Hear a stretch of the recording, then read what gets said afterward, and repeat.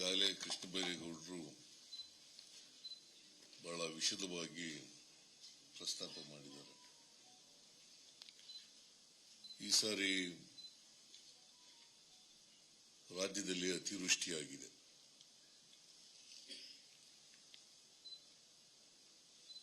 ಅತಿವೃಷ್ಟಿ ಆದದ್ರಿಂದ ಸುಮಾರು 14.5 ಲಕ್ಷ ಹೆಕ್ಟೇರ್ ಪ್ರದೇಶದಲ್ಲಿ ಬೆಳೆ ಹಾನಿಯಾಗಿದೆ.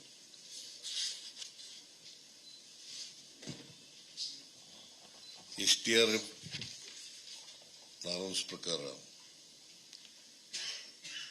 ಬೆಳೆ ಪರಿಹಾರ ಕೊಡಬೇಕು ಅಂತಕ್ಕಂಥದ್ದು ರೈತರ ಆಗ್ರಹ ಮತ್ತೆ ಸರ್ಕಾರದ ಇಚ್ಛೆನೂ ಕೂಡ. ಸುಮಾರು 2,200 ಚಿಲ್ಲರೆ ಕೋಟಿ SDRF 1,218 ಕೋಟಿ SDRF ಫಂಡು ಮತ್ತೆ 1,033 ಕೋಟಿ ರಾಜ್ಯ ಸರ್ಕಾರದ್ದು ಹೆಚ್ಚುವರಿಯಾಗಿ ಕೊಡ್ತಾ ಇರ್ತಕ್ಕಂಥದ್ದು. ಈಗ ಫಾರ್ ಎಕ್ಸಾಂಪಲ್ ಕುಸ್ಕಿ ಜಮೀನಿಗೆ 8,500 ರೂಪಾಯಿ ಇದ್ರೆ ನಾವು 8,500 ಕೊಡ್ತಾ ಇದ್ದೀವಿ. ಒಂದು ಹೆಕ್ಟೇರ್ ಪ್ರದೇಶಕ್ಕೆ ಕುಸ್ಕಿ ಜಮೀನಾದ್ರೆ 8,500 ಪ್ಲಸ್ 8,500 ಒಟ್ಟು 17,000 ರೂಪಾಯಿ ಒಂದು ಹೆಕ್ಟೇರ್ಗೆ ಸಿಗುತ್ತೆ ರೈತರಿಗೆ. ಒಂದು ಹೆಕ್ಟೇರ್ಗೆ 17,000 ಕುಸ್ಕಿ ಜಮೀನಾದ್ರೆ, ನೀರಾವರಿ ಜಮೀನಾದ್ರೆ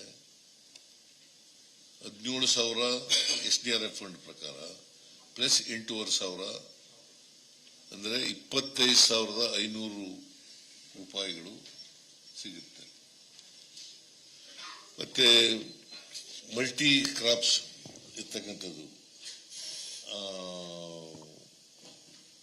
ಅದಕ್ಕೆ ಬಾಗಾಯಿತು ಜಮೀನು ಅಂತ ಕರಿತೀವಿ ನಾವು. ಅದಕ್ಕೆ ಒಟ್ಟು 31,000 ರೂಪಾಯಿ ಒಂದು ಹೆಕ್ಟೇರ್ಗೆ ಕೊಡ್ತಾ ಇದ್ದೀವಿ.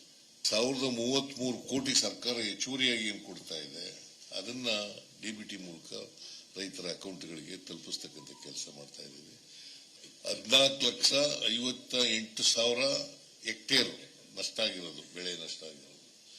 ರೈತರು 14,24,124 ರೈತರು ಸಂಖ್ಯೆ, ಅವ್ರಿಗೆ ಕೊಡ್ತಕ್ಕಂಥ ಕೆಲಸವನ್ನು ಮಾಡ್ತಾ ಇದ್ದೀವಿ. ಅದರಿಂದ ಈ ಸರ್ಕಾರ ರೈತರ ಪರವಾಗಿದೆ. ರೈತರ ಕಷ್ಟಗಳಿಗೆ ಸ್ಪಂದಿಸ್ತಕ್ಕಂಥ ಕೆಲಸವನ್ನು ಮಾಡ್ತಾ ಇದ್ದೀವಿ.